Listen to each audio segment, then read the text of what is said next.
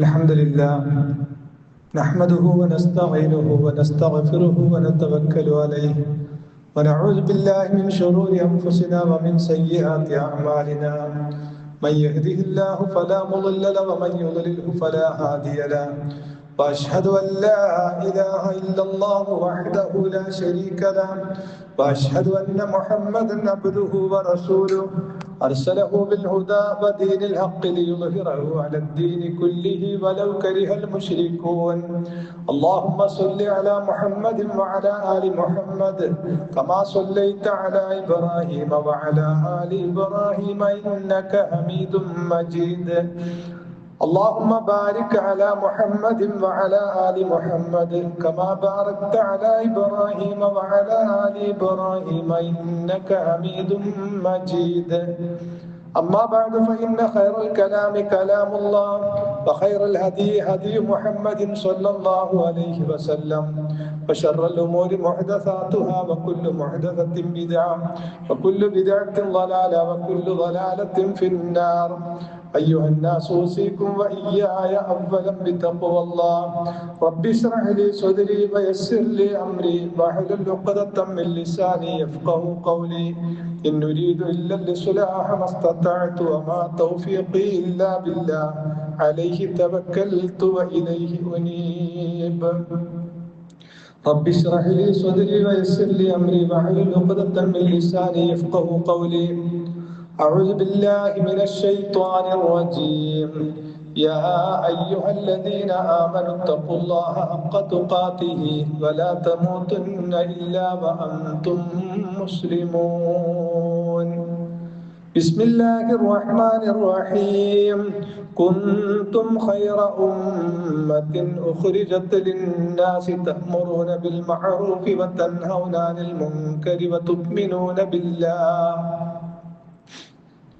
ഏറ്റവും ആദരണീയരായ വിശ്വാസിനികളെ അള്ളാഹുവിന്റെ നിയമനിർദ്ദേശങ്ങളെ ജീവിതത്തിൽ പാലിക്കണമേ എന്ന് ആദ്യമായി ഉണർത്തുകയാണ്, വസിയത്ത് ചെയ്യുകയാണ്. വിശ്വാസികളായ നമ്മെക്കുറിച്ച് അള്ളാഹു അവന്റെ ഖുർആനിൽ പറയുന്നത് കുന്തും ഖൈറ ഉമ്മ, നിങ്ങൾ ഏറ്റവും ഉത്തമമായ സമൂഹമാകുന്നു. ഉഖ്രിജത്ത് ലിന്നാസ്, ജനങ്ങൾക്ക് വേണ്ടി പുറപ്പെടുവിപ്പിക്കപ്പെട്ട നിയോഗിക്കപ്പെട്ട. തഅ്മുറൂന ബിൽ മഅറൂഫ്, നിങ്ങൾ നന്മ കൽപ്പിക്കുന്നവരാകുന്നു. വതൻഹൗന അനിൽ മുൻകർ, തിന്മ വിരോധിക്കുന്നവരാകുന്നു. വതുഅ്മിനൂന ബില്ലാഹ്, നിങ്ങൾ അല്ലാഹുവിൽ വിശ്വാസം അർപ്പിച്ചുകൊണ്ട്. അപ്പോ ഉത്തമ സമുദായമാണ് മുസ്ലിമീങ്ങൾ. ജനങ്ങൾക്ക് മാതൃകായോഗ്യരായി ആവേണ്ട, ജനങ്ങൾക്ക് വേണ്ടി നിയോഗിക്കപ്പെട്ട, ഉയർത്തെഴുന്നേൽപ്പിക്കപ്പെട്ട പ്രവാചകന്മാരുടെ അധ്യാപനങ്ങൾ സ്വീകരിച്ച ഉത്തമ സമുദായമാകുന്നു നിങ്ങൾ എന്ന് അള്ളാഹു മുസ്ലിം സമുദായത്തെ കുറിച്ച് പറയുകയാണ്. എന്നിട്ട് ആ ഉത്തമത്വം അല്ലെങ്കിൽ ഔന്നിത്യം മുസ്ലിം സമുദായത്തിൽ നിലനിൽക്കാൻ വേണ്ടി ഏറ്റവും ആദ്യമായിട്ട് ഈ സമൂഹത്തിൽ ഉണ്ടാവേണ്ടുന്ന ഗുണം, നിങ്ങൾ അള്ളാഹുവിൽ വിശ്വാസം അർപ്പിക്കുന്നവരായിക്കൊണ്ട് നന്മ കൽപ്പിക്കുകയും തിന്മ വിരോധിക്കുകയും ചെയ്യണമെന്നതാണ്. മുസ്ലിം സമുദായം ഏറ്റവും ഉത്തമമായ സമുദായമാകുന്നു, ജനങ്ങൾക്ക് മാതൃകായോഗ്യരായിക്കൊണ്ട് നിലനിൽക്കാൻ വേണ്ടി നിയോഗിക്കപ്പെട്ട ഉത്തമ സമുദായമാകുന്നു എന്ന് അള്ളാഹു ഖുർആനിൽ പറഞ്ഞിട്ട് ആ ഔന്നിത്യം നിലനിൽക്കാൻ വേണ്ടി ഈ സമുദായത്തിന്റെ ഒന്നാമത്തെ ഗുണം, സമുദായത്തിൽ ഉണ്ടായിരിക്കേണ്ടുന്ന, സമുദായ അംഗങ്ങളിൽ ഉണ്ടായിരിക്കേണ്ടുന്ന ഒന്നാമത്തെ ഗുണമായിട്ട് ഖുർആൻ പറയുന്നത് തഅ്മുറൂന ബിൽ മഅറൂഫി വതൻഹൗന അനിൽ മുൻകർ, നിങ്ങൾ നന്മ കൽപ്പിക്കുകയും തിന്മ വിരോധിക്കുകയും ചെയ്യുന്നവരാകുന്നു എന്നാണ്. ആ വിശ്വാസികളുടെ ഒന്നാമത്തെ ഗുണം അതാണ്. സമൂഹത്തിന്റെ നല്ല നിലനിൽപ്പ് ഈ നന്മ കൽപ്പിക്കുക തിന്മ വിരോധിക്കുകയും ചെയ്യുക എന്നതിലാണ്.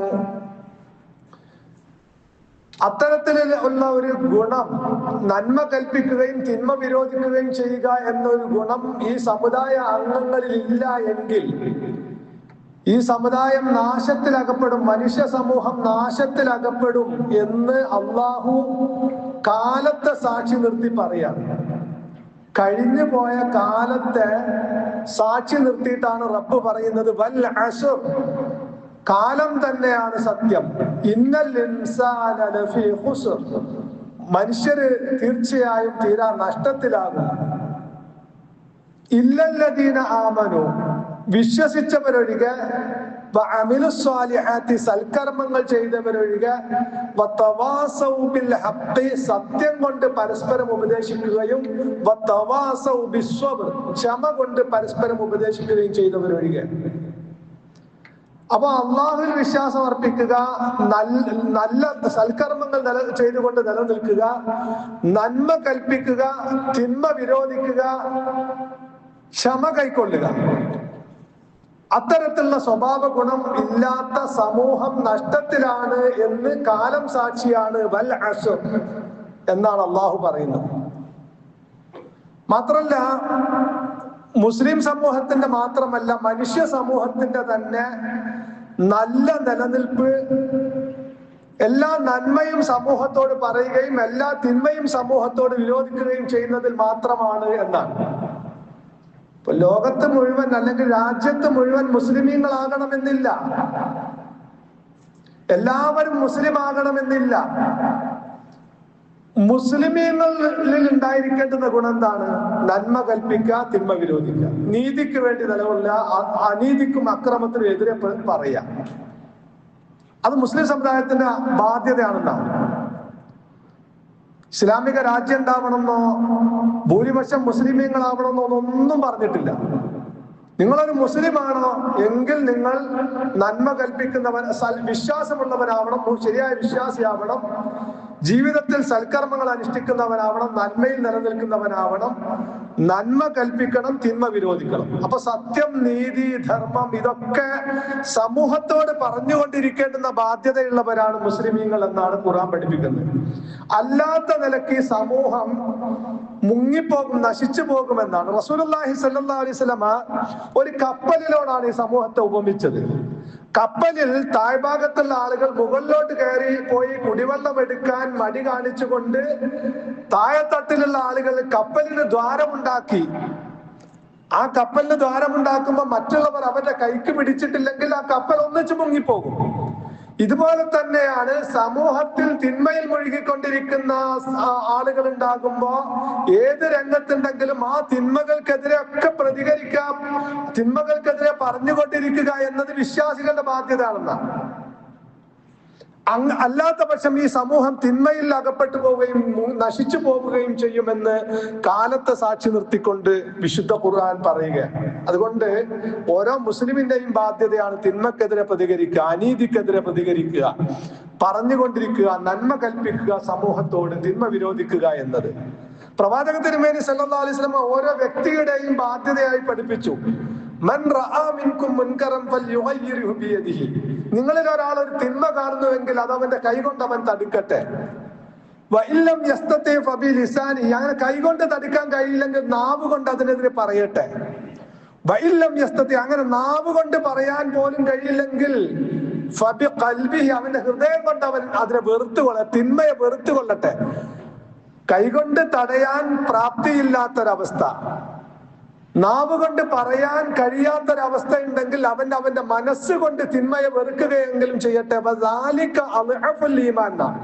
ഈമാനിന്റെ ഏറ്റവും ദുർബലമായ അവസ്ഥയാണ് അത് എന്ന്. ഏത്? മനസ്സുകൊണ്ട് തിന്മയെ വെറുക്കുന്ന അവസ്ഥ മാത്രമാണെങ്കിൽ ഈമാനിന്റെ ഏറ്റവും ദുർബലമായ അവസ്ഥയാണെന്ന്. അപ്പൊ ഈമാന് എത്രത്തോളം നമ്മുടെ മനസ്സിൽ ശക്തമാണോ അതിനനുസരിച്ച് നന്മക്ക് വേണ്ടി നിലകൊള്ളുകയും നന്മ പറയുകയും തിന്മ വിരോധിക്കുകയും ചെയ്യുന്ന അവസ്ഥ നമ്മുടെ ഓരോരുത്തരുടെയും ജീവിതത്തിൽ ഉണ്ടാവുന്ന ഹദീസ് നമുക്ക് പഠിപ്പിച്ചു തരുന്നത്. അപ്പൊ വ്യക്തികളില് സമൂഹത്തിൽ ഉണ്ടാവുന്ന തിന്മകൾക്കെതിരെ അത് ചെറുതും വലുതുമായ എല്ലാ തിന്മകള്, പോരായ്മകള്, അബദ്ധങ്ങള്, വീഴ്ചകൾ അതൊക്കെ സാഹചര്യങ്ങളും സന്ദർഭങ്ങളും അനുസരിച്ച് യുക്തിപൂർവകമായി മാന്യമായി പറയുകയും തിരുത്തുകയും ചെയ്യുക എന്നത് ഓരോ മുസ്ലിമിന്റെയും ബാധ്യതയാണ്. അപ്പൊ നമ്മളൊക്കെ സമൂഹത്തിൽ ഇന്നത്തെ അവസ്ഥ എന്താന്ന് ചോദിച്ചാല്, ഒരു വ്യക്തി ഒരു തിന്മ ചെയ്താൽ ആ വ്യക്തിയോട് മാത്രം പറയില്ല, തിരുത്തൂല. നാട്ടില് മുഴുവൻ നമ്മൾ പാട്ടാക്കിയിട്ടുണ്ടാവും. നാട്ടുകാരോട് മുഴുവൻ നമ്മൾ പറയും, പക്ഷെ ഓനോട് മാത്രം പറയൂല. നിന്റെ പേരിൽ ഇങ്ങനെ ഒരു ആരോപണം കേൾക്കുന്നുണ്ട്, നീ ഇങ്ങനെ ഒരു അബദ്ധം ചെയ്തു പോയിട്ടുണ്ട്, അത് നിന്റെ അടുത്ത് സംഭവിച്ച അബദ്ധമാണ്, നീ അതിൽ നിന്ന് വിട്ടു നിൽക്കണം, അതല്ലെങ്കിൽ നിനക്ക് നഷ്ടമാണ്, അതല്ലെങ്കിൽ നീ പരലോകത്ത് അള്ളാഹുവിന്റെ ശിക്ഷക്ക് കാരണക്കാരനാകും, അത്തരത്തിലുള്ള അബദ്ധം വിശ്വാസികൾക്ക് സംഭവിക്കാൻ പാടില്ല എന്ന് സ്നേഹബുദ്ധിയ ഒരു മനുഷ്യനെ വിളിച്ച് ഉപദേശിക്കുമ്പോ, നസീഹത്തോടു കൂടി ഉപദേശിക്കുമ്പോ ആ മനുഷ്യൻ തീർച്ചയായിട്ടും ആ തിന്മയിൽ നിന്ന് വിട്ടുനിൽക്കും. പക്ഷെ നമ്മൾ ചെയ്യേണ്ടതാണ്, അത്തരത്തിലുള്ള ഒരു നസീഹത്ത്, തിന്മ സംഭവിക്കുന്ന ഒരു വ്യക്തി മാറണം എന്നൊരു ചിന്ത, ആ ഗുണകാംക്ഷയൊന്നും വിശ്വാസി സമൂഹത്തിൽ ഇന്നില്ല. സഹാബത്തിന്റെ കാലത്ത് അതുണ്ടായിരുന്നു. സഹാബത്തിന്റെ കാലത്ത് ഒരു മനുഷ്യന്റെ തിന്മയിൽ അകപ്പെട്ടു എന്ന് അറിഞ്ഞാൽ ആ വ്യക്തിയെ തിരുത്തുകയും മറ്റുള്ള മുഴുവൻ ആളുകളിൽ നിന്നും അത് പരമാവധി മറച്ചു വെക്കുകയും ചെയ്യുക എന്നൊരു സ്വഭാവം ഉണ്ടായിരുന്നു സഹാബത്തിന്. ഒരു വ്യക്തിക്ക് ഒരു തിന്മ സംഭവിച്ചാല് അത് നാട്ടിൽ പാട്ടാവാതെ തിന്മ വ്യാപകമാവരുത് എന്ന് പ്രതീക്ഷിച്ചുകൊണ്ട് മറ്റാരോടും പറയാതെ, മാത്രമല്ല റസൂലുള്ളാഹി സ്വല്ലല്ലാഹു അലൈഹി വസല്ലം അതാണ് പഠിപ്പിച്ചത്, നിങ്ങളിൽ ഒരാളിൽ ഒരു തിന്മ കണ്ടാൽ അത് നിങ്ങൾ മറച്ചു വെക്കുന്നുവെങ്കിൽ നിങ്ങളുടെ തിന്മ നാളെ പരലോകത്ത് അള്ളാഹു മറച്ചു വെക്കും. അതുകൊണ്ട് മറ്റുള്ളവന്റെ തിന്മ വ്യാപകമാക്കരുത്, പറഞ്ഞു പ്രചരിപ്പിക്കരുത് എന്ന് സഹാബത്തിനെ റസൂലുള്ള പഠിപ്പിച്ചിരുന്നു. അതുകൊണ്ട് അവരത് നാട്ടിൽ പാട്ടാക്കിയിരുന്നില്ല എന്ന് മാത്രമല്ല, വളരെ ഗുണകാംക്ഷയോടുകൂടി ആ സഹാബിയെ തിരുത്തുകയും ചെയ്തിരുന്നു. ഏതെങ്കിലും ഒരു സഹാബിക്ക് തിന്മ സംഭവിച്ചാൽ നമ്മുടെ സമൂഹം നേരെ തിരിച്ചാണ്. നമ്മൾ എന്താ ചോദിക്കുക, നാട്ടിൽ മുഴുവൻ പാട്ടായിട്ടുണ്ടാവും, അയാൾ മാത്രം തിന്മ അറിഞ്ഞിട്ടുണ്ടാവില്ല. ഇനി നമ്മൾ ചെയ്യാത്തൊരു തിന്മയാണെങ്കിൽ പോലും എന്തെങ്കിലും സാഹചര്യങ്ങളിലോ സന്ദർഭങ്ങളിലോ നമ്മളെ കുറിച്ചുള്ള ആരോപണം അത് നമ്മളറിയാതെ നാട്ടുകാർ മുഴുവൻ പറഞ്ഞ് പ്രചരിപ്പിക്കുന്നുണ്ടെങ്കിൽ, പ്രത്യേകിച്ച് ഇന്നത്തെ കാലഘട്ടത്തിൽ ഗ്രൂപ്പുകളൊക്കെ ഉള്ളത് കൊണ്ട് ആ മറ്റേ ഗ്രൂപ്പ് പെട്ടവനെ നിന്ദിക്കണം, അപമാനിക്കണം എന്ന് ഉദ്ദേശിച്ചുകൊണ്ട് അത് പ്രചരിപ്പിക്കുക എന്നുള്ളതൊക്കെ ഒരു അത് നമ്മൾ ദീനിയായ കടമയായിട്ടോ അതിൽ വലിയ സാലിഹായ അമലായിട്ടൊക്കെ സമൂഹം മനസ്സിലാക്കുന്ന ഒരു അവസ്ഥ ഉണ്ട്. മുസ്ലിം സമുദായത്തിൽ ഗ്രൂപ്പുകളൊക്കെ വന്ന ഒരു അബദ്ധമാണത്. ഏതെങ്കിലും വ്യക്തികളിൽ അല്ലെങ്കിൽ പണ്ഡിതന്മാരിലൊക്കെ ഒരു പക്ഷേ അങ്ങനെ തെറ്റയാൾ ചെയ്തിട്ടുണ്ടാവില്ല. ഏതെങ്കിലും ഒരു സാഹചര്യങ്ങളിൽ സന്ദർഭത്തിലോ മറ്റുള്ളവർ തെറ്റിദ്ധരിച്ചതാവാം. എങ്ങനെയായിരുന്നാലും നമ്മെ സംബന്ധിച്ചിടത്തോളം ഒരു മുസ്ലിം എന്നുള്ള നിലക്ക് നസീഹത്തോടുകൂടി ഗുണകാംക്ഷയോടുകൂടി ആ വ്യക്തിയോട് പറയേണ്ടതിന് പകരം നാട്ടിൽ മുഴുവനാണ് നമ്മൾ പറയുന്നത് എങ്കിൽ നമ്മൾ കുറ്റക്കാരായി, നമ്മൾ മുഴുവൻ നാട്ടിൽ പ്രചരിപ്പിച്ചത് കൊണ്ട്, അയാളുടെ മാനം നശിപ്പിച്ചത് കൊണ്ട് ഒരുപക്ഷെ അയാൾ നമ്മുടെ കർമ്മങ്ങൾ കൊണ്ട് അയാൾ രക്ഷപ്പെടുകയും നമ്മൾ കുറ്റക്കാരായി നരകത്തിൽ പോകുന്ന ഒരു അവസ്ഥ ഉണ്ടാവുകയാണ് ഇന്നത്തെ സമൂഹത്തിന്റെ പ്രവർത്തനം കൊണ്ട് സംഭവിക്കുക. കാരണം നമ്മളാരും ഒരു പക്ഷേ വലിയ കർമ്മങ്ങളൊന്നും ഉള്ള ആൾക്കാരായിരിക്കൊള്ളുന്നില്ല. നമ്മുടെ പേരിൽ നമ്മൾ പോലും അറിയാതെ മറ്റുള്ളവർ പറഞ്ഞ് പ്രചരിപ്പിക്കുന്ന തിന്മയുടെ പേരിൽ, നമ്മളെ അപമാനിക്കുന്നതിന്റെ പേരിൽ ഒരുപക്ഷെ നമ്മൾ രക്ഷപ്പെടുന്ന ഒരു അവസ്ഥ ഉണ്ടാവും നാളെ പരലോകത്ത്. അതുകൊണ്ട് നമ്മൾ ശ്രദ്ധിക്കേണ്ട എന്താണ്, ഒരു വ്യക്തിയുടെ അടുക്കൽ തിന്മ സംഭവിച്ചാൽ ഗുണകാംക്ഷയോടുകൂടി ആ വ്യക്തിയെ തിരുത്തുക, അത് സമൂഹത്തിൽ തിന്മ പ്രചരിപ്പിക്കാതിരിക്കാൻ വേണ്ടി മറ്റു സമൂഹത്തിന്റെ മുമ്പിൽ നിന്ന് അത് മൂടി വെക്കുക, അങ്ങനെ ഗുണകാംക്ഷയോടുകൂടി പ്രവർത്തിക്കുക എന്നതാണ് ഓരോ മുസ്ലിമിന്റെ അടുക്കൽ ഉണ്ടാവേണ്ടുന്ന ബാധ്യത എന്ന് റസൂലുള്ളാഹി സ്വല്ലല്ലാഹു അലൈഹി വസല്ലം നമുക്ക് പഠിപ്പിച്ചു തരാണ്. അതുപോലെ തന്നെ സാഹചര്യങ്ങൾക്കും സന്ദർഭങ്ങൾക്കും അനുസരിച്ച് യുക്തിപൂർവകമായിട്ട് ചെയ്യാം. മറ്റുള്ളവരെ പ്രകോപിപ്പിക്കാതെ, തിന്മയിൽ അകപ്പെട്ടു പോയവരെ പ്രകോപിപ്പിക്കാതെ യുക്തിപൂർവകമായി തിന്മയെ തടയുക എന്നതാണ് റസൂലുള്ളാഹി സ്വല്ലല്ലാഹു അലൈഹി വസല്ലം പഠിപ്പിച്ച മാർഗം. പ്രവാചകന്മാരൊക്കെ പഠിപ്പിച്ചിട്ടുണ്ട് സന്ദർഭങ്ങൾക്കും അനുസരിച്ച്. നോക്കൂ നിങ്ങൾ, മഹാനായ യൂസുഫ് നബി അലൈഹിസ്സലാം ജയിലിൽ അകപ്പെട്ടു. ജയിലിൽ കൂടെ കഴിയുന്ന രണ്ടാളുകൾ അവരൊരു സ്വപ്നം കണ്ടു. ആ സ്വപ്നത്തിന്റെ വ്യാഖ്യാനം അറിയാൻ വേണ്ടി മഹാനായ യൂസുഫ് നബി അലൈഹിസ്സലാമിനെ സമീപിക്കാൻ. അപ്പൊ യൂസുഫ് നബി അലൈഹിസ്സലാമിന്റെ സഹായം ആവശ്യമുള്ള യൂസുഫ് നബി അലൈഹിസ്സലാമിനെ അവർ ആദരിക്കുന്ന, പറഞ്ഞാൽ കേൾക്കുന്ന ഒരു അവസ്ഥയിലാണ്. ആ സമയത്ത് മഹാനായ യൂസുഫ് നബി അലൈഹിസ്സലാം അവർക്ക് നിങ്ങൾക്ക് സ്വപ്ന വ്യാഖ്യാനം ഞാൻ പറഞ്ഞു തരാം എന്ന് അത് പറഞ്ഞിട്ട് അവരെ വളരെ സ്നേഹബുദ്ധിയ അവരകപ്പെട്ട ഏറ്റവും വലിയ തിന്മയായ ശിർക്കിനെ അവരെ ഉത്ബോധിപ്പിക്കാൻ. അവര്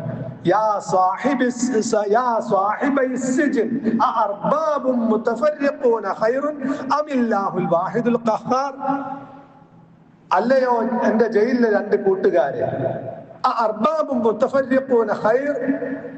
ധാരാളം ദൈവങ്ങൾ എന്ന സങ്കല്പമാണോ ഏറ്റവും ഉത്തമം, അമില്ലാഹുൽ വാഹിദുൽ ഖഹാർ, അല്ല ഈ പ്രപഞ്ചത്തെ സൃഷ്ടിച്ച് പരിപാലിക്കുന്ന ആ റബ്ബിനെ മാത്രം ആരാധിക്കുന്നതാണോ ഏറ്റവും ഉത്തമം എന്ന് ചോദിക്കാണ് അവരോട്. ആ സാഹചര്യവും സന്ദർഭവും ഉപയോഗപ്പെടുത്തിക്കൊണ്ട് ഏറ്റവും വലിയ തിന്മക്കെതിരെ, അനീതിക്കെതിരെ അവരോട് അവരെ ഉണർത്തുക.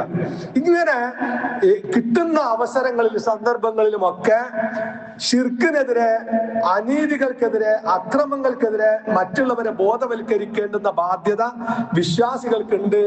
അതല്ലെങ്കിൽ ഈ സമൂഹം നശിക്കും എന്ന് വിശുദ്ധ ഖുർആനും പ്രവാചക തിരുമേനി സല്ലല്ലാഹു അലൈഹി വസല്ലമയും നമ്മെ അറിയിക്കാം.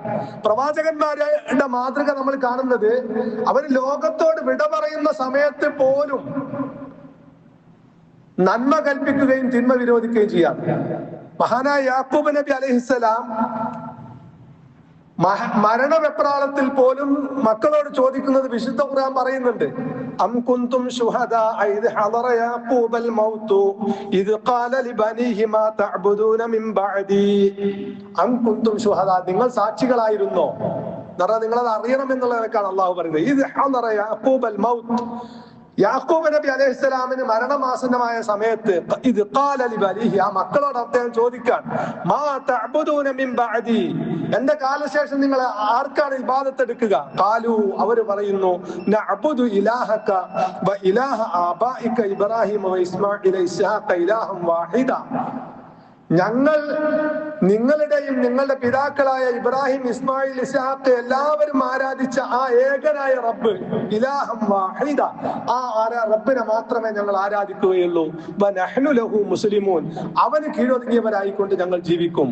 അവൻ മരിച്ച് ലോകത്തോട് വിട പറയുന്ന ഒരു വാപ്പാക്ക് ഏറ്റവും കൂടുതൽ സമാധാനം കിട്ടുന്ന ഒരു വാക്കാണ്, വാപ്പ ഞങ്ങള് നിങ്ങളുടെ കാലശേഷവും റബ്ബിനെ ആരാധിച്ചുകൊണ്ട് റബ്ബിന് കീഴൊതുങ്ങിക്കൊണ്ടേ ജീവിക്കും. നമ്മളറിയില്ല, സമാധാനത്തോടു കൂടി കണ്ണടക്കാന്നൊക്കെ. അങ്ങനെ ഒരു മക്കള് ലോകത്തോട് വിട പറയുന്ന സമയത്ത് സ്വന്തം മക്കളെ വിളിച്ചിട്ട് ഉപദേശിക്കുകയാണ്, റബ്ബിനെ മാത്രം ആരാധിച്ചുകൊണ്ട് അവന് കീഴൊതുങ്ങി ജീവിക്കണം, അത് ഞങ്ങൾ അങ്ങനെ ചെയ്യും ഉപ്പ എന്ന് മക്കള് മറുപടി പറയാം.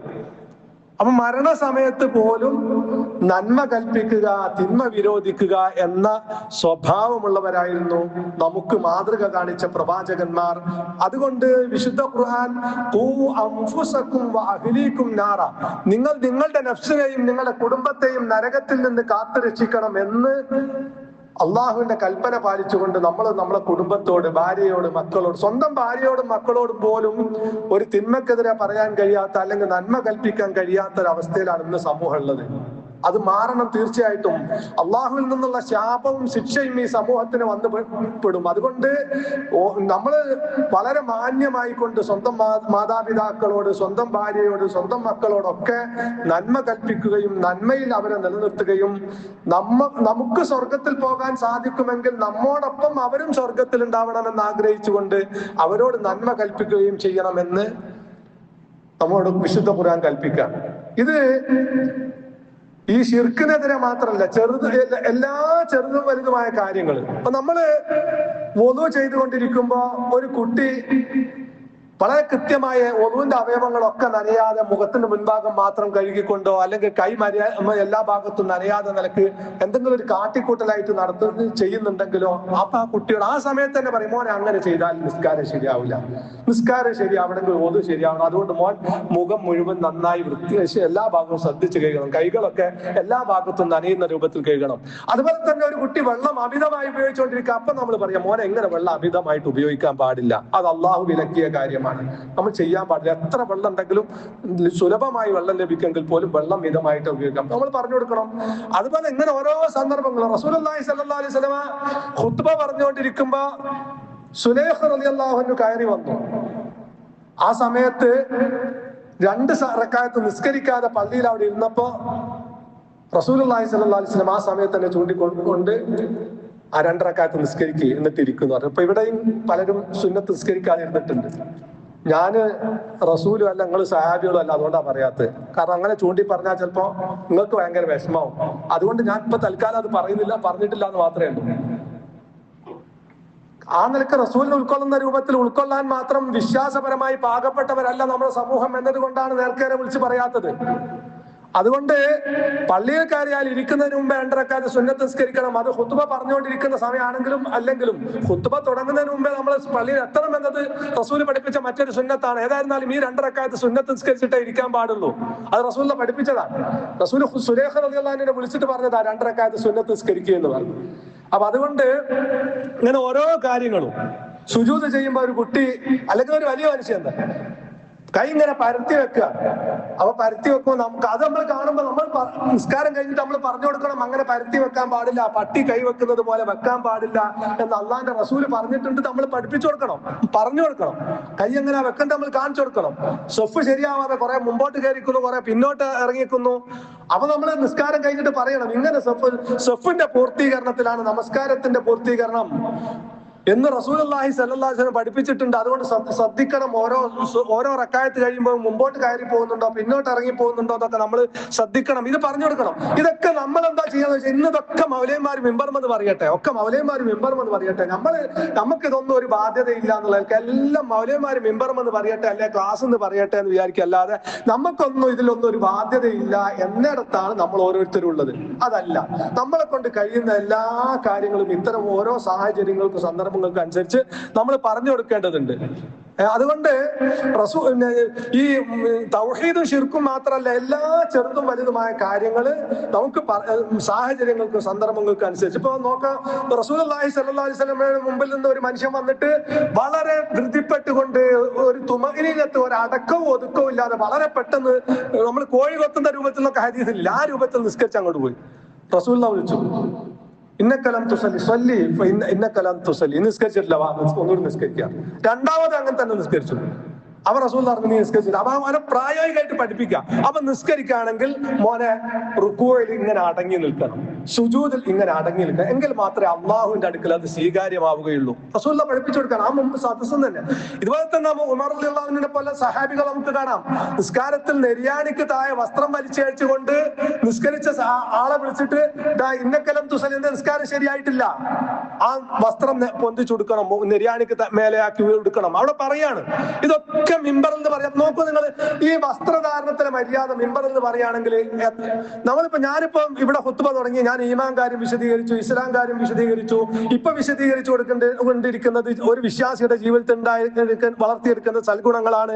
ഇത് കഴിഞ്ഞാൽ വിശ്വാസി ജീവിതത്തിൽ നിന്ന് വർജിക്കേണ്ടുന്ന ദുർഗുണങ്ങളെ കുറിച്ച് പറയും ഇൻഷാ അല്ലാഹ്. ഇങ്ങനെ പറയുമ്പോ ഈ വസ്ത്രധാരണത്തിലെ മര്യാദ ഒക്കെ ഇങ്ങനെ വരണമെങ്കിൽ എത്ര കാലം കഴിയണം? അപ്പൊ ഇതൊക്കെ മിമ്പറിൽ നിന്ന് പറയട്ടെ തീരുമാനിക്കാതെ നമ്മൾ ഓരോരുത്തരും സാഹചര്യങ്ങൾക്കും സന്ദർഭങ്ങൾക്കും അനുസരിച്ച് അങ്ങ് പറഞ്ഞു കൊടുത്താൽ സമൂഹത്തിൽ ഇത് പഠിക്കാൻ കഴിയും. അല്ലെങ്കിൽ ക്ലാസ് സംഘടിപ്പിച്ചാൽ പോലും ആ ക്ലാസ്സിൽ അവൻ പങ്കെടുത്തില്ലെങ്കിൽ മനസ്സിലാക്കാൻ കഴിയില്ലല്ലോ. അപ്പൊ അതുകൊണ്ട് തന്നെ നിര്യാണിക്കതായ വസ്ത്രം വലിച്ചഴിച്ച ആളോട് നിന്റെ നിസ്കാരം ശരിയായിട്ടില്ല എന്ന് സദസ്സെന്ന് പറയാണ്. ഇപ്പൊ നമ്മളെല്ലാരും ഇങ്ങനെ പറയുന്ന ഒരു സ്വഭാവക്കാരാണെങ്കിൽ എല്ലാവരും ശ്രദ്ധിക്കൂലേ തമ്മാമില്? ഇങ്ങനെ നിസ്കാരത്തിന്റെ കാര്യത്തിൽ നിസ്കാരം വൈകി വരുന്ന ആളുകളോട് ഇങ്ങനെ വൈകി വരുന്നത് എന്താണ്? പരസ്പര സ്നേഹബുദ്ധിയ. അപ്പൊ നമുക്ക് സഹോദരന്മാരെ ഇന്ന് നീ ഖുത്ബ തുടങ്ങി എത്തിയ നീ എത്തി, എന്ത് പറ്റി, എങ്ങനെ വൈകിപ്പോയി എന്ന് നമുക്ക് ചോദിച്ചൂടെ? ഇങ്ങനെ സാഹചര്യങ്ങൾക്ക് സന്ദർഭങ്ങൾക്ക് അനുസരിച്ച് ഓരോ നന്മകൾ ഇങ്ങനെ പറഞ്ഞു കൊടുത്തുകൊണ്ടിരിക്കുക. അത് വ്യക്തികളുടെയും സമൂഹത്തിന്റെയും ബാധ്യതയായിട്ട് വിശുദ്ധ ഖുർആൻ പഠിപ്പിച്ചിട്ടുള്ളതാണ്. അതുപോലെ തന്നെ സഹാബത്ത് ഒരു കാര്യവും പിന്നേക്ക് വെച്ചിട്ടില്ല. ഒരിക്കൽ ഇബ്നു മസ്ഊദ് റളിയല്ലാഹു അൻഹു പള്ളിയിലേക്ക് കയറി വരുമ്പോ പള്ളിയുടെ ഒരു മൂലയിൽ വെച്ചിട്ട് സഹാബികളിൽപ്പെട്ട ചില ആളുകള് ഓരോ കല്ലിങ്ങനെ എടുത്ത്, കുറെ കല്ലിങ്ങനെ കൂട്ടി വെച്ചിട്ട് ഓരോ കല്ലിങ്ങനെ എടുത്ത് സുബ്ഹാനല്ലാഹ് ഇങ്ങനെ എണ്ണിക്കൊണ്ടിരിക്കുക, ഓരോ കല്ലിങ്ങനെ എടുത്ത് മാറ്റി വെച്ചിട്ട്. അപ്പൊ ഇബ്നു മസ്ഊദ് റളിയല്ലാഹു അൻഹു ഇതെന്താ പരിപാടി? വൈഹക്കും യാ ഉമ്മത്ത മുഹമ്മദ് നബിയുടെ ഉമ്മത്തെ, നിങ്ങൾക്ക് നാശം, അത് ആ നാശം ഉണ്ടാവട്ടെ എന്നുള്ള പറഞ്ഞ അറബിയിൽ ഒരു ശൈലിയാണ്. അത് ദേഷ്യം പിടിക്കുമ്പോഴുള്ള അല്ലെങ്കിൽ അനിഷ്ടകരമായ കാര്യം കാണുമ്പോഴുള്ള ഒരു ശൈലി. മാസ്ര ഹലാഖുക, എത്ര പെട്ടെന്ന് ഞങ്ങൾ നശിച്ചു പോകുന്നത്. ഹാഉലായി അസ്ഹാബുഹു മുത്തവാഫിറൂൻ, അതാ റസൂലിന്റെ കൂടെ ജീവിച്ച സഹാബികളൊക്കെ ഇവിടെ ഉണ്ടല്ലോ. ഫഹാദിഹി സിയാബുഹു ലം തബ്ല, റസൂലുള്ളാഹിന്റെ വസ്ത്രം നശിച്ചു പോയിട്ടില്ലല്ലോ. റസൂലുള്ളാഹിന്റെ ഉപയോഗിച്ച പാത്രം പൊട്ടിപ്പോയിട്ടില്ലല്ലോ. അതിനു മുമ്പേ റസൂലുള്ളാഹി പഠിപ്പിക്കാത്തൊരു കാര്യം നിങ്ങൾ ജീവിതത്തിൽ കൊണ്ടുവരാണോ? എന്നിട്ട് വല്ലദീ നഫ്സി ബിയദി, എന്റെ ആത്മാവ് ആരുടെ കയ്യിലാണ് അവൻ തന്നെയാണ് സത്യം. അന്നക്കും ലഅലാ മില്ലത്തി ഹിയ അഹ്ദാ മിൻ മില്ലത്തി മുഹമ്മദ് നബി സല്ലല്ലാഹു അലൈഹി വസല്ലം പഠിപ്പിച്ച മാർഗത്തെക്കാൾ ഉത്തമമായ മാർഗം ഉള്ളവരാണോ നിങ്ങൾ? മുഹമ്മദ് നബി നമുക്ക് ഇങ്ങനെ ഒന്നും പഠിപ്പിച്ചു തന്നിട്ടില്ലല്ലോ. സുബ്ഹാൻ ചെല്ലുമ്പോ ഓരോ കല്ലിങ്ങോട്ട് മാറ്റിയേക്കാം, അൽഹംദുലില്ലാഹ് ചെല്ലുമ്പോ ഓരോ കല്ലിങ്ങനെ മാറ്റിയേക്കാം. ഇന്നത്തെ സമൂഹത്തില് റസൂലിനും സഹാബത്തിനും പരിചയമില്ലാത്ത ഓരോ കാര്യങ്ങൾ ഇങ്ങനെ ചെയ്യുമ്പോ ഇതൊക്കെ ആര് പഠിപ്പിച്ചതാന്ന് ചോദിക്കുന്ന ഒരു അവസ്ഥ നമ്മുടെ ഓരോ വ്യക്തി മുസ്ലിം സമുദായത്തിൽ ഓരോ അംഗങ്ങളുടെ ഇടയിൽ ഉണ്ടെങ്കിൽ എന്തൊക്കെ ഓരോ മുസ്ലിംമാർക്ക് തോന്നുന്നത് ഓരോരുത്തർ കടത്തിക്കൂട്ടുക ദീനില്. അപ്പൊ അതൊക്കെ ചോദ്യം ചെയ്യുന്ന, അല്ലെങ്കിൽ റസൂലും സഹാബത്തും പഠിപ്പിച്ചതാണോ, ആ റസൂലും സഹാബത്തും പഠിപ്പിച്ച ദീന് മതി ഞങ്ങൾക്ക് എന്ന് പറയുന്ന ഒരു അവസ്ഥ ഓരോ മുസ്ലിമിന്റെ അടുക്കൽ ഉണ്ടായിരുന്നെങ്കിൽ സമൂഹം ഇത്രത്തോളം നാശത്തിൽ അകപ്പെടുമായിരുന്നില്ല. അപ്പൊ നമ്മുടെ ബാധ്യത നമ്മൾ നിർവഹിക്കുക, നന്മ കൽപ്പിക്കുക, തിന്മ വിരോധിക്കുക. ചെറുതും വലുതുമായ ഏത് വീഴ്ചകളും അബദ്ധങ്ങളും കണ്ടാൽ അത് അതാത് സാഹചര്യങ്ങളും സന്ദർഭങ്ങളും തിരുത്തി കൊടുക്കുക. മാന്യമായ നിലക്ക് മറ്റവരെ പ്രകോപിപ്പിക്കാതെ മറ്റവരുടെ അഭിമാനമൊക്കെ സംരക്ഷിക്കുന്ന നിലക്ക് ഗുണകാംക്ഷയോടുകൂടി തിരുത്താൻ നമ്മൾ തയ്യാറാകുക. അള്ളാഹു യഥാർത്ഥ വിശ്വാസികളുടെ സ്വഭാവ ഗുണം ജീവിതത്തിൽ പകർത്തുന്ന വിജയികളിൽ എന്നെയും നിങ്ങളെയും ഉൾപ്പെടുത്തുമാറാവട്ടെ.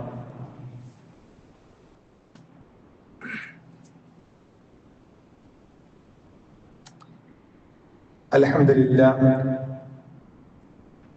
വസല്ലല്ലാഹു അലാ നബിയ്യിനാ മുഹമ്മദിൻ അഷ്റഫിൽ മഖ്ലൂഖീന റഹ്മത്തൽ ലിൽ ആലമീൻ وعلى آله وصحبه وعلى جميع الأنبياء والمرسلين والتابعين لهم بإحسان إلى يوم الدين اتقوا الله يا عباد الله.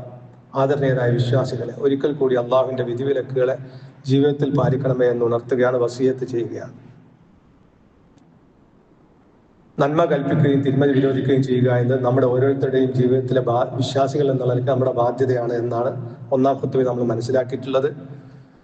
വിശുദ്ധ ഖുർആൻ നമ്മോട് പറയുന്നുണ്ട്, നമ്മളൊക്കെ പൊതുവെ ചിന്തിക്കും, ഞാനെന്തിനാ അത് പറയാൻ പോകുന്നത്, ആരെങ്കിലും എന്തെങ്കിലുമൊക്കെ ആയിക്കോട്ടെ എന്ന് ചിന്തിക്കുന്ന ഒരവസ്ഥ. അല്ലെങ്കിൽ തിന്മ ചെയ്തവരൊക്കെ അള്ളാഹ് ശിക്ഷിക്കൂല, അള്ളാഹിന്റെ അടുത്ത് ശിക്ഷ കിട്ടിക്കോട്ടെ, ഞാനിപ്പോ അത് പറയാനൊന്നും പോകണ്ട, എന്തിനാ ഞാൻ അവന്റെ വെറുപ്പ് സമ്പാദിക്കാൻ പോകുന്നത് എന്ന് ചിന്തിക്കുന്ന ഒരവസ്ഥ പൊതുവെ ആളുകളിൽ ഉണ്ടാവും. അള്ളാഹ് ഖുർആനിൽ പറയാം, ഇത് കാലത്ത് ഉമ്മത്തും മിൻഹും, അവരിൽപ്പെട്ട ഒരു വിഭാഗം ആളുകൾ പറഞ്ഞു, ലിമ തഇദൂന ഖൗമൻ, എന്തിനാ നിങ്ങൾ ഒരു ജനതയെ ഉപദേശിക്കാൻ പോകുന്നത്, അല്ലാഹു മുഹ്ലികുഹും ഔ മുഅദിബുഹും അദാബൻ ശദീദ, അള്ളാഹ് ഉദ്ദേശിച്ചാൽ അവരെ ശിക്ഷിക്കുകയും അവരെ നശിപ്പിക്കുകയും ചെയ്യും, പിന്നെ എന്തിനാണ് നിങ്ങൾ നന്മ ഉപദേശിക്കാൻ പോകുന്നത്. ഖാലൂ, അപ്പൊ അവര് മറുപടി പറഞ്ഞു, മഅദിറത്തൻ ഇലാ റബ്ബിക്കും, നിങ്ങൾ റബ്ബിനോട്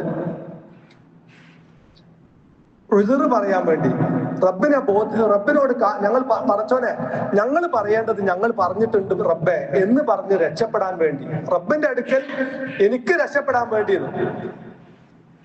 ശിർക്ക് ചെയ്യുന്ന ഒരു സമൂഹത്തോട്, അല്ലെങ്കിൽ ശിർക്ക് ചെയ്യുന്ന ഒരു വ്യക്തിയോട്, തിന്മയിലകപ്പെട്ട ഒരു വ്യക്തിയോട്, സമൂഹത്തോട് ആ തിന്മ പാടില്ല എന്ന് എന്തിനു പറയണം, മഅദിറത്തൻ ഇലാ റബ്ബിക്കും, പടച്ചോനെ ഞാൻ പറയേണ്ടത് ഞാൻ പറഞ്ഞിട്ടുണ്ട് റബ്ബെ, എന്റെ ബാധ്യത ഞാൻ നിർവഹിച്ചിട്ടുണ്ട് റബ്ബെ.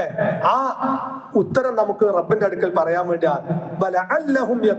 മാത്രല്ല അവരെന്താവേക്കാം, ആ ഉത്ബോധിപ്പിക്കപ്പെടുന്ന കൗമ് അള്ളാഹുവിനെ സൂക്ഷിക്കുന്നവരുമായേക്കാം. അപ്പൊ അതിനു വേണ്ടിയാണ് നമ്മൾ പറയുന്നത്, എന്റെ ബാധ്യത ഞാൻ നിർവഹിച്ചിട്ടുണ്ട്. സമൂഹത്തോട് അക്രമം പാടില്ല, അനീതി പാടില്ല, കൈക്കൂലി പാടില്ല, ചൂഷണം പാടില്ല, മറ്റുള്ളവരെ ഉപദ്രവിക്കാൻ പാടില്ല, മറ്റുള്ളവരെ അപമാനിക്കാൻ പാടില്ല, ഇതൊക്കെ ഞങ്ങൾ സമൂഹത്തോട് പറഞ്ഞിട്ടുണ്ട് റബ്ബെ, ഞങ്ങളുടെ ബാധ്യത ഞങ്ങൾ നിർവഹിച്ചിട്ടുണ്ട് റബ്ബെ എന്ന് പറയാൻ വേണ്ടിയാണ് ഈ ബാധ്യത നമ്മൾ നിർവഹിക്കുന്നത്. റബ്ബിന്റെ അടുക്കൽ നമുക്ക് രക്ഷപ്പെടാൻ വേണ്ടിയാണ്. അവര് നന്നായാലും സ്വീകരിച്ചാലും ഇല്ലെങ്കിലും അത് അവരും റബ്ബുമായിട്ടുള്ള ഇടപാടാണ്. നമ്മുടെ ബാധ്യത നമ്മൾ നിർവഹിക്കാൻ വേണ്ടിയാണ്. ഇനി ആ ബാധ്യത നിർവഹിക്കുമ്പോൾ തന്നെ വിശുദ്ധ ഖുർആൻ പറയുന്നത്, ലുഖ്മാൻ അലൈഹിസ്സലാമിൻ തന്റെ മകനെ ഉപദേശിച്ചെടുത്ത്, യാ ബനിയ അഖിമിസ് സ്വലാ, യാ ബുനയ്യ അഖിമിസ് സ്വലാ വഅ്മുർ ബിൽ മഅറൂഫി വൻഹാ അനിൽ മുൻകർ, മോനെ നമസ്കാരം നിലനിർത്തുക, നന്മ കൽപ്പിക്കുക, തിന്മ വിരോധിക്കുക. എന്നിട്ട് അവിടെ പറയുന്നു, വസ്ബിർ അലാ മാ അസ്വാബക, അതിൽ നിനക്ക് ബാധിക്കുന്ന കാര്യങ്ങളെ നീ ക്ഷമിക്കുക. നന്മ കൽപ്പിക്കുകയും തിന്മ വിരോധിക്കുകയും ചെയ്യുന്നത് പറയുന്നതൊക്കെ പറയുന്നുണ്ട്, വസ്ബിർ അലാ മാ അസ്വാബക. അതിന്റെ പേരിൽ നീ ഞങ്ങൾ നന്നാക്കാൻ വരണ്ടെന്നോ മറുപടി പറയും എന്ന് പ്രതീക്ഷിച്ചിട്ട് തന്നെ പറഞ്ഞാൽ മതി. അങ്ങനെ പറയും. അവ നന്മ കൽപ്പിക്കുകയും തിന്മ വിരോധിക്കുകയും ചെയ്യുന്ന ആളുകളെ ഒരു കാലത്തും സമൂഹം പൂമാലയിട്ട് സ്വീകരിച്ചിട്ടില്ല. പ്രവാചകന്മാരുടെ ഒക്കെ ചരിത്രം നമുക്കറിയാലോ. അപ്പൊ അതുകൊണ്ട് സമൂഹത്തിന്റെ അംഗീകാരം കിട്ടും, കയ്യടി കിട്ടും എന്ന് കരുതിക്കൊണ്ട് ഒരു നന്മയും കൽപ്പിക്കാനും തിന്മ വിരോധിക്കാനും പോവേണ്ടതില്ല. നമുക്ക് എതിർപ്പുകൾ ഉണ്ടാവും, വിമർശനങ്ങൾ ഉണ്ടാകും, ഞങ്ങൾ നന്നാക്കാൻ നീ ആരാന്ന് ചോദിക്കുന്ന അവസ്ഥ ഉണ്ടാവും, ഇതൊക്കെ ഉണ്ടാവും. അതൊക്കെ പ്രതീക്ഷിച്ചുകൊണ്ട് തന്നെ പറഞ്ഞാൽ മതി.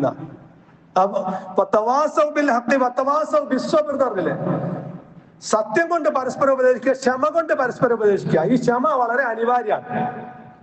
ആ മറ്റുള്ളവൻ നേരെ തിരിച്ച് ഗുണകരമല്ലാത്ത നിലക്ക് പ്രതികരിക്കുമ്പോൾ അത് സഹിക്കാനും ക്ഷമിക്കാനും കഴിയുന്ന ഈമാനികമായ കരുത്തുണ്ടാവണം. അപ്പൊ നമ്മള് പറയുന്നത് അവർ പൂർണ്ണമായി സ്വീകരിച്ചോളണമെന്നില്ല. എതിർത്തേക്കാം, അവർ നമ്മെ ചോദ്യം ചെയ്തേക്കാം. അതൊക്കെ സഹിക്കുകയും ക്ഷമിക്കുകയും ചെയ്യണം. അതാണ് വസ്ബിർ അലാ മാ അസ്വാബക. ആ നന്മ കൽപ്പിക്കുകയും തിന്മ വിരോധിക്കുകയും ചെയ്യുന്ന കാര്യത്തിൽ നിനക്ക് ബാധിക്കുന്ന പ്രയാസങ്ങളെ നീ ക്ഷമിക്കുക. ഇന്ന ദാലിക മിൻ അസ്മിൽ ഉമൂർ. കാര്യങ്ങളിൽ ദൃഢനിശ്ചയം ആവശ്യമുള്ള കാര്യമാണത്. നല്ല മനക്കരുത്ത് ആവശ്യമുള്ള കാര്യമാണ്. അപ്പം നമുക്ക് ശരിയായ ഈമാൻ ഉണ്ടെങ്കിൽ മാത്രമേ നമുക്ക് നന്മയിൽ നിലനിൽക്കാൻ സാധിക്കുകയുള്ളൂ. നന്മയിൽ നിലനിൽക്കുന്ന ആളുകൾക്ക് മാത്രമേ നന്മ കൽപ്പിക്കാനും തിന്മ വിരോധിക്കാനും സാധിക്കുകയുള്ളൂ. അങ്ങനെ ശരിയായ ഈമാൻ ഉൾക്കൊണ്ട വ്യക്തികളാവണം നമ്മളെങ്കിൽ നമുക്ക് അള്ളാഹുവിന്റെ ഖുർആനിൽ നിന്ന് ഞാൻ വിശ്വസിക്കുന്നത് ഏറ്റവും ശരിയായ സത്യമാണ്, റബ്ബിന്റെ ദീന് സത്യമാണ്, റബ്ബിന്റെ അടുക്കലേക്കുള്ള മടക്കം സത്യമാണ്, പരലോകം യാഥാർത്ഥ്യമാണ് എന്ന ഉറച്ച വിശ്വാസം നമുക്കുണ്ടെങ്കിൽ മാത്രമേ അങ്ങനെ നന്മയിൽ നിലനിൽക്കാനും നന്മ കൽപ്പിക്കാനും തിന്മ വിരോധിക്കാനും സാധിക്കുകയുള്ളൂ. ആ ഒരു സുദൃഢമായ വിശ്വാസം ഇന്നത്തെ കാലത്ത് അള്ളാഹുവിന്റെ ഖുർആൻ പഠിക്കുന്നതിലൂടെ മാത്രമേ നമുക്ക് ലഭിക്കുകയുള്ളൂ. മറ്റൊരു മാർഗവും അതിനില്ല. ഒരു പ്രവാചകനും മുഅ്ജിസത്ത് കാണിക്കുന്ന ഒരു പ്രവാചകനും നമ്മുടെ മുമ്പിലില്ല. അതുകൊണ്ട് പ്രവാചകൻ അവശേഷിപ്പിച്ചു പോയ മുഅ്ജിസത്താകുന്ന വിശുദ്ധ ഖുർആനിലെ എത്ര നമ്മൾ അതിനെക്കുറിച്ച് ഖുർആനെ കുറിച്ചുള്ള അറിവ് നമുക്കുണ്ടോ അതിനനുസരിച്ച് നമ്മുടെ ഈമാൻ യഖീൻ ഉണ്ടാകും. നന്മയിൽ നമ്മൾ നിലനിൽക്കുകയും തിന്മ വിരോധിക്കുകയും ചെയ്യുന്ന ഒരവസ്ഥയും യഥാർത്ഥ മുസ്ലിമായി ജീവിക്കുന്ന അവസ്ഥയും നമ്മുടെ ജീവിതത്തിൽ ഉണ്ടാകും. അതുകൊണ്ട് ഖുർആൻ പഠിക്കാൻ കിട്ടുന്ന എല്ലാ അവസരങ്ങളും നമ്മൾ ഉപയോഗപ്പെടുത്തുക, നമ്മുടെ ഈമാൻ വർദ്ധിപ്പിക്കുക. അപ്പൊ നമ്മള് ഇവിടെ മഹല്ലിലെ എല്ലാ ശനിയാഴ്ചയും വൈകുന്നേരം 4:30 ഖുർആൻ ക്ലാസ് സംഘടിപ്പിക്കുന്നുണ്ട്. അതിന്റെ ഓരോ അക്ഷരങ്ങളും അതിന്റെ പ്രയോഗങ്ങളും ഒക്കെ വിശദീകരിച്ചുകൊണ്ടുള്ള ക്ലാസ് നമ്മൾ തുടങ്ങിയിട്ടുണ്ട്. അപ്പൊ നമ്മള് അതിൽ കഴിയുന്ന ആളുകളൊക്കെ അതിൽ പങ്കെടുക്കുക, അങ്ങനെ ഈമാൻ വർദ്ധിപ്പിക്കുക. അള്ളാഹു ഖുർആൻ പഠിച്ചുകൊണ്ട് ഈ സുദൃഢമായ ഈമാനോടുകൂടി ജീവിച്ച് ലാ ഇലാഹ ഇല്ലല്ലാഹ് എന്ന കലിമത്ത് തൗഹീദ് അംഗീകരിച്ച് മരിക്കുന്ന യഥാർത്ഥ വിശ്വാസികളിൽ വിജയികളിൽ എന്നെയും നിങ്ങളെയും ഉൾപ്പെടുത്തുമാറാവട്ടെ. അള്ളാഹുവെ, ശരിയായ സുദൃഢമായ ഈമാൻ ലഭിക്കാൻ ആവശ്യമായ അറിവും ജീവിതാനുഭവങ്ങളും ഞങ്ങൾക്ക് ഓരോരുത്തർക്കും നീ പ്രദാനം ചെയ്യണം റബ്ബേ. ലാ ഇലാഹ ഇല്ലല്ലാഹ് എന്ന കലിമത്ത് തൗഹീദ് അംഗീകരിച്ച് ജീവിച്ച് ആ കലിമത്ത് തൗഹീദ് അംഗീകരിച്ച് മരിക്കുന്ന വിശ്വാസികളിൽ വിജയികളിൽ ഞങ്ങളെ ഓരോരുത്തരും നീ ഉൾപ്പെടുത്തണം റഹ്മാനെ. കാരുണ്യവാനായ റബ്ബെ, അറിഞ്ഞും അറിയാതെ ഞങ്ങളിൽ സംഭവിച്ചു പോയ എല്ലാ തെറ്റുകുറ്റങ്ങളും നീ ഞങ്ങളോട് പൊറുക്കണ റഹ്മാനെ. വിശാലമായ കാരുണ്യത്തിന്റെ ഉടമയാണ് നാഥ. നീ ഞങ്ങളിൽ സംഭവിച്ചു പോയ അബദ്ധങ്ങളും വീഴ്ചകളും എല്ലാം പൊറുത്തു തരികയും യഥാർത്ഥ മുസ്ലിമായി ജീവിച്ച് നിന്റെ ഇഷ്ടദാസന്മാരായി ജീവിച്ച് ഈമാനോടുകൂടി മരിക്കാൻ ഞങ്ങൾക്ക് നീ തൗഫീഖ് നൽകണ റഹ്മാനെ. പ്രവാചകന്മാര്, സ്വാലിഹീങ്ങൾ, സിദ്ദീഖീങ്ങൾ പ്രവേശിക്കുന്ന അത്യുന്നതമായ ജന്നാത്തുൽ ഫിർദൗസിൽ ഞങ്ങൾ ഏവരെയും നീ പ്രവേശിപ്പിക്കണം റഹ്മാനെ. ഞങ്ങളിൽ ഞങ്ങളുടെ മാതാപിതാക്കൾ, ഇണകൾ, സന്താനങ്ങൾ എല്ലാവരെയും നിന്റെ ജന്നാത്തുൽ ഫിർദൗസിൽ ഒരുമിച്ച് കൂട്ടണം റബ്ബേ. നാഥ, രണ്ട് ലോകത്ത് ഞങ്ങൾക്ക് ജീവിത വിജയം നൽകണം റഹ്മാനെ. അള്ളാഹുവെ, ഞങ്ങൾക്ക് സഹിക്കാൻ സാധിക്കാത്ത പരീക്ഷണങ്ങളിൽ നിന്ന് ഞങ്ങളെ രക്ഷപ്പെടുത്തണം റഹ്മാനെ. അള്ളാഹുവെ, മാരകമായ രോഗങ്ങളിൽ നിന്ന്, കഠിനമായ പരീക്ഷണങ്ങളിൽ നിന്നൊക്കെ ഞങ്ങളെയും ഞങ്ങളെ കുടുംബത്തെയും നീ കാത്തുരക്ഷിക്കണം റഹ്മാനെ. നാഥ, ലോകം ഇന്ന് വലിയ പരീക്ഷണം നേരിട്ടുകൊണ്ടിരിക്കുകയാണ്. നാഥ, ലോകത്തിന്റെ ശാന്തിയും സമാധാനവും നീ നിലനിർത്തി തരികയും സമാധാനം നീ തിരിച്ചു തരികയും ചെയ്യണം റബ്ബേ. അള്ളാഹുവെ, ഇസ്ലാമിന്റെയും മുസ്ലിമുകളെയും ശത്രുക്കളെ നീ നിലക്ക് നിർത്തുകയും വിശ്വാസികൾക്ക് നീ ഇസ്സത്ത് വർദ്ധിപ്പിച്ചു നൽകുകയും ചെയ്യണം റഹ്മാനെ. اللهم اعز الاسلام والمسلمين اللهم اعز الاسلام والمسلمين اللهم اعز الاسلام والمسلمين اللهم اغفر للمؤمنين والمؤمنات والمسلمين والمسلمات والاحياء منهم والاموات انك مجيب الدعوات ويا قاضي الحاجات. ربنا اصرف عنا عذاب جهنم ان عذابها كان غراما انها ساءت مستقرا ومقاما. ربنا اغفر لنا ولاخواننا الذين سبقونا بالايمان ولا تجعل في قلوبنا غلا للذين امنوا. ربنا إنك رؤوف رحيم. ربنا ظلمنا أنفسنا وإن لم تغفر لنا وترحمنا لنكونن من الخاسرين. ربنا آتنا في الدنيا حسنة وفي الآخرة حسنة وقنا عذاب النار.